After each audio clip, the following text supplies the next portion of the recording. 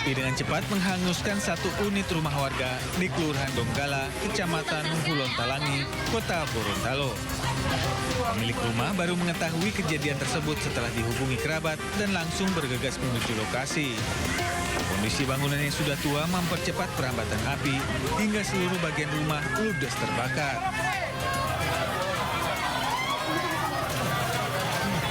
Sepupu pemilik rumah yang saat kejadian sedang tertidur diduga tidak sempat menyelamatkan diri akibat tertimpa reruntuhan bangunan.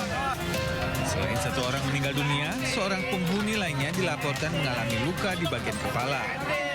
Ada sementara tidur di kamar muka. Jadi dia mungkin mau kasih selamat so tidak sempat lagi karena api itu dari vertikal dan atas. Koordinator Damkar Kota Gorontalo Muhammad Lutfi menyebut informasi kebakaran diterima petugas sekitar pukul 15:29 menit. Dalam proses pemadaman sebanyak 4 unit pemadam kebakaran diturunkan dan api baru berhasil dipadamkan setelah 2 jam petugas berjibaku akibat kondisi bangunan yang mudah terbakar. Kondisi bangunan tua kan, bangunan tua, kemudian ada indikasi kritis, sehingga dipicu dengan panas, makanya di dalam kebakaran. Kebakaran diduga akibat arus pendek listrik dengan kerugian material ditaksir mencapai ratusan juta rupiah. Dari Gorontalo, Nur Faizila Hasan, iNews melaporkan.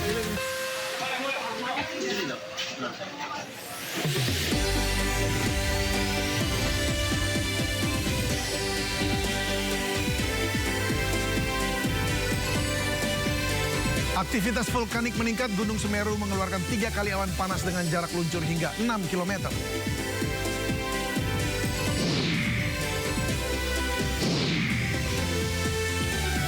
Libur panjang Imlek, arus lalu lintas di Puncak Bogor padat.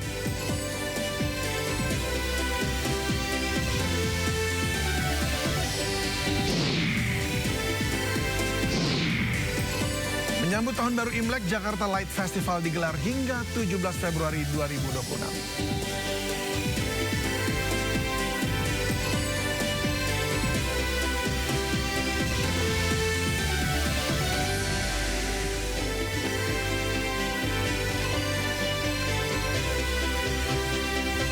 Halo, selamat sore pemirsa. Libur panjang tahun baru Imlek memicu peningkatan mobilitas kendaraan di sejumlah wilayah, khususnya kawasan wisata. Pelancong diharap waspada.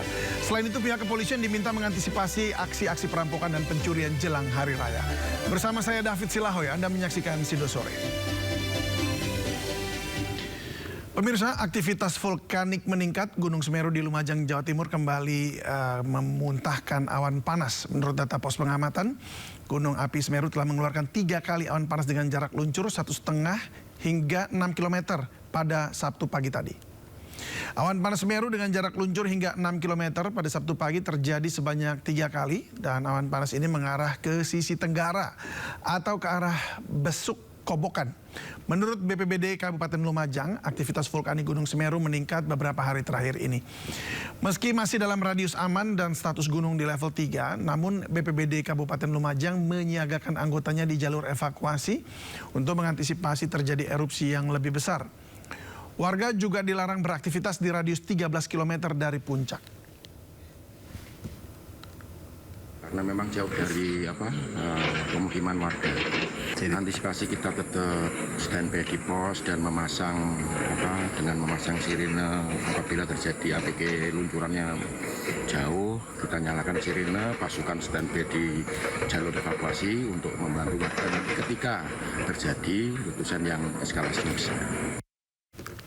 Fenomena alam hujan es melanda kawasan permukiman di lereng Gunung Merapi, Magelang, Jawa Tengah pada Jumat siang. Meski tidak ada laporan kerusakan, namun pihak BPBD setempat terus melakukan pemantauan di wilayah yang dilanda hujan es.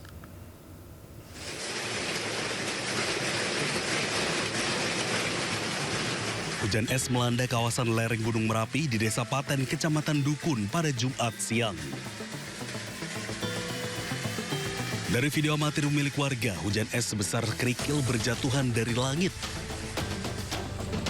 Menurut Sutarno, Kepala Desa Paten menuturkan sebelum terjadi hujan es terlebih dahulu hujan deras disertai angin kencang. Ada 5 titik yang tersebar di 2 kecamatan, yakni Kecamatan Dukun dan Sawangan yang dilanda hujan es. Sampai saat ini informasi yang kita terima dan hasil kaji cepat dari tim reaksi cepat kita belum melaporkan tentang kerugian.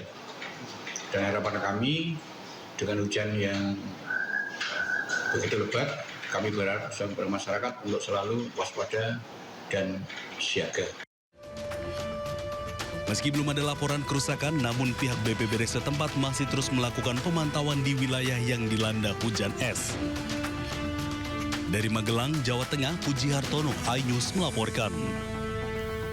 Lubang raksasa di Desa Pondok Bali, Kecamatan Ketol, Aceh Tengah terus melebar. Pergerakan tanah terus terjadi, memperbesar ancaman bagi pemukiman dan sumber penghidupan warga.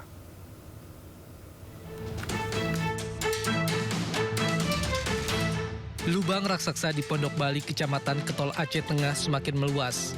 Sebelumnya, luas sinkhole diperkirakan mencapai 3.000 meter.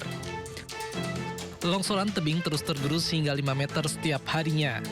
Kebun dan lahan pertanian warga perlahan hilang. Tanaman yang sebelumnya masih bisa diselamatkan, kini tak lagi dapat dijangkau karena masuk ke zona merah berbahaya. Menganalisa dulu pergerakan tanah itu, karena analisa saya kemarin, di situ masih turun, Pak. Mungkin 2 bulan kemudian baru atau 3 bulan baru dapat hasil langkah apa, bentuk penanganan apa yang akan dilaksanakan di titik tersebut. Dan dipastikan segera akan kami laksanakan. Jadi kita menganalisa dulu struktur tanahnya, jangan nanti begitu kita turunkan alat berat, kita mengadakan misal pemancangan semuanya, rupanya tanah masih bergerak.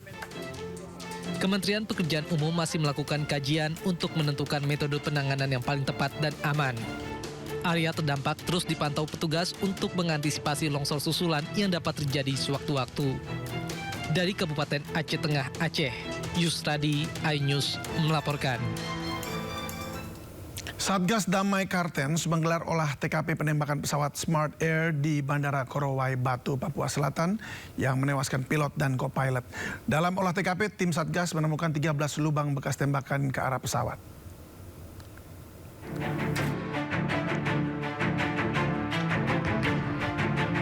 Tim gabungan Satgas Ops Damai Kartens menggelar olah kejadian perkara penembakan pesawat Smart Air di Bandara Korowai Batu, Kabupaten Boven di Goel, Papua Selatan. Hasilnya ada sebanyak 13 tembakan ke arah pesawat. Serangan terjadi saat pesawat bergerak menuju apron setelah menurunkan penumpang dari Tanah Merah. Sekitar 20 pelaku menyerang menggunakan senjata api dan senjata tajam sehingga membuat penumpang berlari selamatkan diri. Sementara pilot dan co-pilot dikejar hingga ditembak dekat landasan.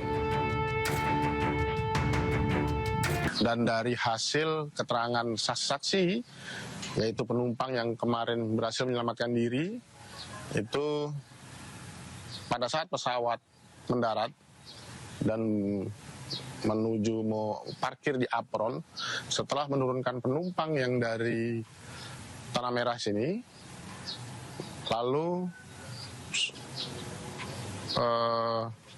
sementara para penumpang baru akan naik menuju Bandara DK Yaukimo, disitulah terjadi penyerangan. Pelaku kurang lebih 20 orang menggunakan berbagai senjata baik tajam maupun senjata api. Pasca penembakan, pengamanan di bandara diperketat, di mana Satgas Damai Kartens kerahkan 29 personel untuk berjaga dari serangan lanjutan kelompok bersenjata.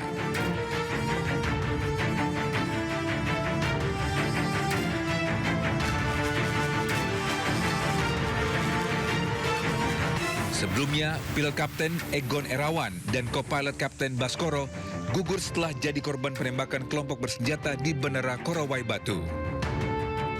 Evakuasi jenazah 2 korban yang dilakukan pasukan Brimob pun sempat diwarnai kontak tembakan dengan kelompok bersenjata. Satgas Damai Kartens kini buru pelaku yang merupakan anggota kelompok kriminal bersenjata di Yakuhimo. Dari Papua Tengah, Nathan Making, iNews melaporkan.